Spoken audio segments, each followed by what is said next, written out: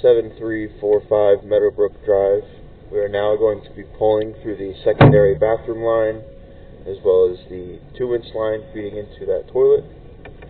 What you see in front of you is the connection point to that main line. I'm going to go ahead and start pulling back.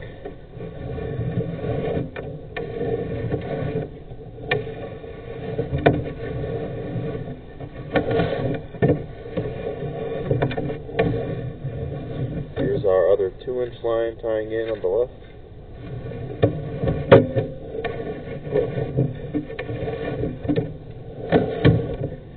Up and to the right is the toilet. That feeds in.